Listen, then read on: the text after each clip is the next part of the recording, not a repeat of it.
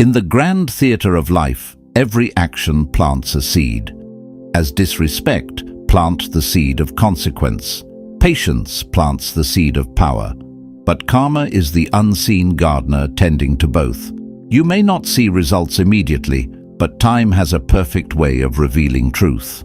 The person who wrongs you may seem victorious for a moment, their laughter loud, their pride unshaken. But watch closely. The same energy they gave will return to them, multiplied. Marcus Aurelius, one of the greatest emperor and philosopher, once wrote, "The best revenge is to be unlike him who performed the injury."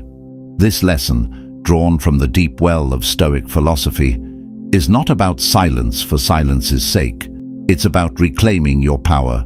It's about learning when to speak and when to let silence become your shield, your weapon, and your wisdom. Now the question is, how do we achieve this? Step 1. Master the power of silence.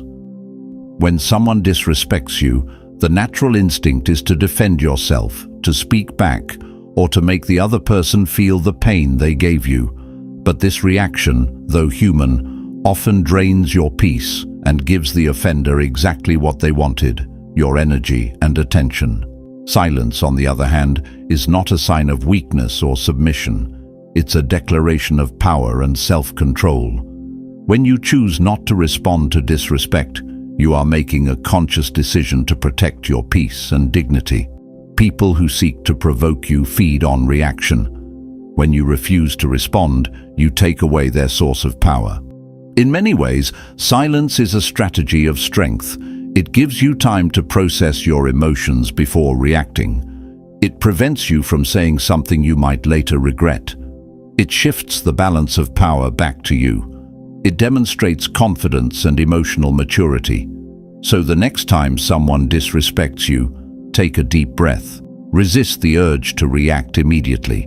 Let your silence become your shield and your statement. Remember, people who carry peace within themselves do not need to prove their strength with words. They radiate it through their calm. Step 2. Practice the art of detachment. This step teaches one of the most powerful disciplines of inner peace.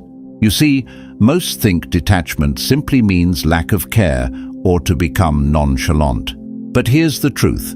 Detachment means the ability to see things clearly without being swept away by other people's behavior or your own impulses. When you practice detachment, you learn to observe instead of absorb. You notice when someone disrespects you, but instead of letting their words pierce your heart, you step back and say to yourself, "That's a reflection of them, not me." This mental distance protects your peace and preserves your dignity. In ancient Stoic philosophy, detachment is tied to the idea of indifference to externals, that we cannot control what others say or do, but we can control how much power we give those things. When you detach, you're not denying reality. You're simply choosing not to let it dominate your peace. Detachment is strength disguised as calmness. When you no longer crave validation, disrespect loses its power over you. When you no longer need to be understood, misunderstanding cannot shake you. And when you no longer feel the urge to respond, your peace becomes your greatest defense. Step 3. Trust the balance. This step is about learning to trust life's natural balance instead of wasting your energy trying to make things right yourself. It's about understanding that what goes around truly does come around, that every action, every word, every intention eventually returns to the one who set it in motion. When someone disrespects you, your first instinct might be to fight back, to defend your pride or restore your dignity. But Stoic wisdom teaches that true justice doesn't require your interference. The world, in its quiet and often unseen ways, has a way of restoring equilibrium. You don't need to rush it, and you don't need to orchestrate it. Think of karma as a mirror the universe holds up to every person. Those who plant seeds of cruelty, deceit, or disrespect will, in time, harvest the same energy they sowed. The soil of life doesn't discriminate. It only returns what's been planted. The same is true for you. If you continue to plant patience, dignity and peace, those qualities will come back to you in abundance.